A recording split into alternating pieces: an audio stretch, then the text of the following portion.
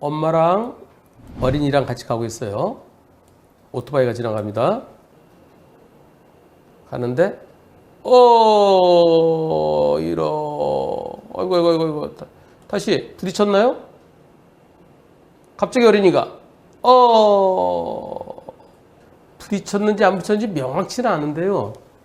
예, 오토바이랑 부딪혔을 수도 있고요. 오토바이 운전자랑 어린이가 손을 이렇게 하면서 그러다가 삐끗했을 수도 있고요.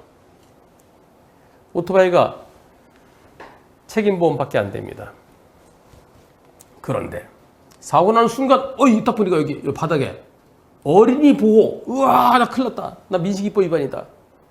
근데 다행히 여기는 어린이 보호구역이 아니에요. 요 빨간색 있는 데는 어린이 보호구역인데 여기쯤에 사고 난 거죠. 진짜 다행히 어린이 보호구역은 아닙니다. 이 사고 경찰에서는 불박차가 도로교통법 27조 6항 중앙선 없고 보초도 구분이 없는 곳에서는 서행했어야 되는데 왜 서행하지 못했느냐. 서행이라는 것은 위험할 때 바로 멈출 수 있는 걸 말한다. 그러면서요 27조 6항에 이렇게 돼 있어요. 보행자 옆을 지날 때는 옆으로도 안전거리를 두고 가야 된다. 서행해야 된다. 그래서 보행자 움직임 즉시 멈출 수 있도록. 예. 지난 2022년 1월 21일로 개정돼서 7월 12일부터 시행되고 있죠.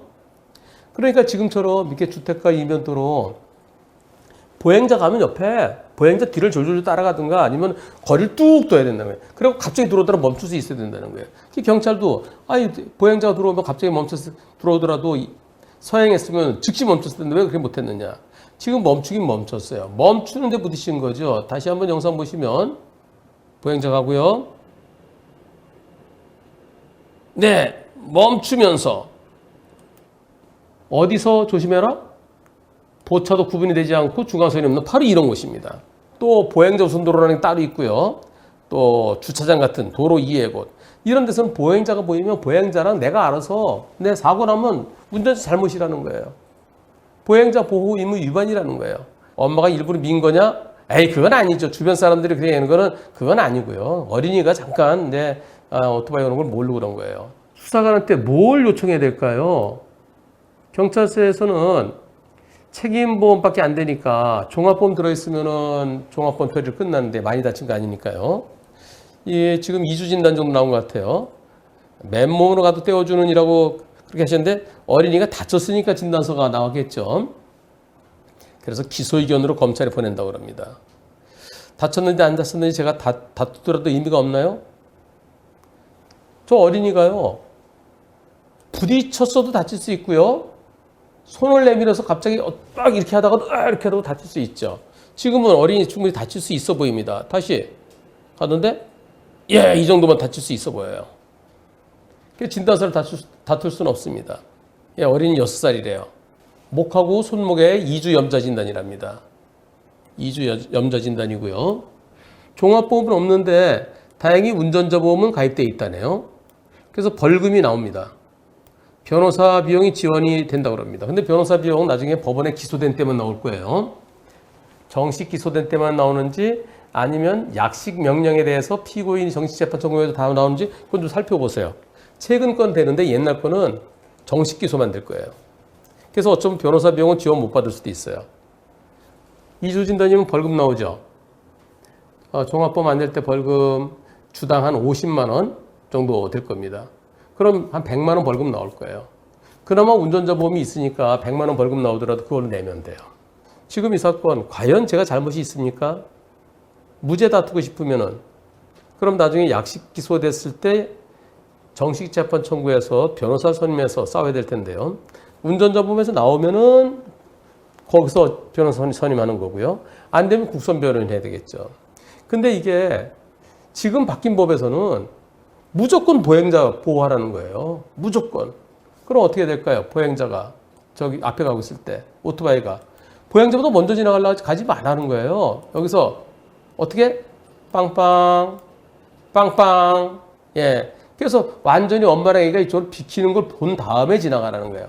옆으로 비켰는데 비켰다가 다시 들어오면 그거는 잘못이 없겠지만 지금은 빵을 했는지 안 했는지 모르겠는데 빵을 안 했을 것 같아요. 이 가장자리 가더라도 혹시에 대비하라는 거죠. 만약에 여기가 20m 뒤에 어린이 보호구역이었으면 벌금이 이제 500만 원에서부터 시작합니다. 그래서 오토바이가 오히려 더 운전자 보험이 더 필요할 수도 있어요. 종합보험이 안 되니까 예컨대 크게 다쳤으면 책임보험 갖고 치료비도 안 돼요. 그랬을 때 오토바이에서 나오는, 오토바이 운전자 보험에서 나오는 그 형사비금, 크게 다친 경우 중상에는 그래도 요즘 거는 2억 원, 1억 원, 7천만 원 그렇게 돼 있잖아요. 그거는 민형사상 합의에 도움이 될 수 있습니다. 주고받은 문자를 보여드리겠습니다. 안녕하세요. 아이 아빠입니다. 병원에 갔다가 어린이집 보냈는데요. 잘 때도 그렇고 머리 아프다고 울고 불고 난리가 났다고 그러네요. 큰 병원 가서 CT까지 찍어봐야 될 것 같습니다. 머리 부딪힌 건 아닌데, 네, 이제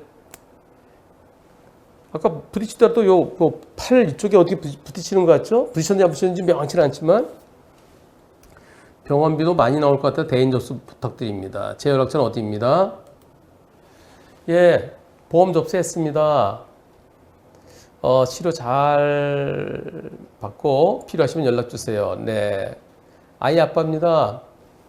집안이 엉망이 됐네요. 지인분들께 여쭤보고 내린 결론이니 양해 바랍니다. 저희가 원하는 건 1,000만 원 정도 생각하고 있습니다. 책임보험으로는 책임보험에서 그게 책임보험에서 나오는 게 50만 원, 120만 원 급수에 따라 정해지죠. 예, 그런데 책임보험 말고 1,000만 원 우리는 원합니다. 확인해 보시고 연락 주세요. 저도 생각해 볼게요. 어느 정도 시간을 드렸다고 생각합니다. 어떠신지요? 직접 만나고 싶습니다. 네, 만나보겠습니다. 알겠습니다. 책임보험이라 이거는 진단서 제출하더라도 액수가 얼마 안 된다네요. 그래서 치료비 빼고 보상 금액도 70만 원이라네요. 그러니까 120만 원 하는 것 같아요. 50만 원은 병원비로 나가고 70만 원에 합의하자 그러는 것 같아요. 앞으로 애가 어떻게 될지도 모르는 상황에서 이 정도는 저희도 부담입니다. 최소한 300만 원 생각하고 있습니다. 최소 300만 원. 어려우시면 우리 그냥 갈게요. 책임보험 초과하는 부분은 무보험자 상해로 하고 무보험자 상해 보험사가 부상금 청구할 겁니다. 애를 위한 입장이니 양해 바랍니다. 한 2, 3개월 동안 병원비 생각한 겁니다. 300만 원이 그거 같아요. 300만 원 생각하는 게 어림잡아 2, 3개월 병원비 생각입니다. 보험사랑 통화해보고 연락드리겠습니다. 보험사랑 통화해봤는데요. 그냥 무보험자 상해로 이제 하세요. 나중에 그냥 뭐 구성금 들어오면 제가 알아서 하겠습니다. 알겠습니다. 여기까지예요. 책임보험과 별도로 1,000만 원 얘기하다가 최소한 300만 원 얘기가 나오고 있어요. 참 여러분들 그래서 종합보험 들어있으면은 민사적인 신경 안 써도 돼요. 예. 아까 어떤 분은 저 오토바이 잘못이 있나요? 그러셨는데 내 오토바이 무과실 내기는 쉽지 않은 게 현실입니다. 무조건 앞에 보행자 가고 있으면 보행자가 똑바로 가든 지그재그로 가든 뒤로 걸어가든 조심하라는 거예요. 정말 앞으로 이런 사고가 계속 일어날 겁니다. 종합보험 가입하지 않은 오토바이 운전자들 진단 1주당 50만 원 꼴이에요. 그것도 더 많을 때도 있어요. 아주 많이 다치면은 어디 뼈가 부러졌다 그러면 재판에 넘겨질 겁니다. 재판에 넘겨지면 변호사 선임비가 나오죠. 그랬을 때 물론 저는 오토바이에 잘못이 있다는 입장이에요. 저 무죄 받기는 어렵다는 입장입니다. 그러나 한번 다퉈는 봐야죠. 옆으로 가는 줄 알고 여기서 엄마 쪽으로 가다가 갑자기 나오는 거 저거 어떻게 저 보세요? 아이가 이렇게 가다가요. 엄마 쪽으로 갔어요. 예. 갔는데 이 영상 보시면서 여러분들 좀 답답하시죠? 조심의 끝은 없는 것 같습니다. 그리고 오토바이 운전자분들이요. 책임보험에서 모자라는 거 오히려 중대법규 위반이면은 중대법규 위반 또 중상해 또 사망사고 그랬을 때 연세 많은 분들은요. 예컨대 65세 이상 무직자다. 피해자 잘못 하나도 없을 때도 법원에서 손해배상액이 1억 500입니다. 위자료 1억, 장례비 500. 그것은 책임보험에서도 커버가 돼요. 그런데 예컨대 젊은 사람이 6억 한 5천 되나요? 잘못 없으면 한 6억 5천 근처 될 텐데요. 조금 더 될지도 모르겠어요. 근데 피해자 과실이 60%인 경우 있잖아요. 자동차 과실, 오토바이 과실 40%. 한번 계산해 보겠습니다. 한 달에 336만 원에 336만 원 곱하기 2 나누기 3 곱하기 240. 5억 3,700이네요. 장래비 1억 하면 6억 3,700. 아니야, 위자료 1억 하면 6억 3,700.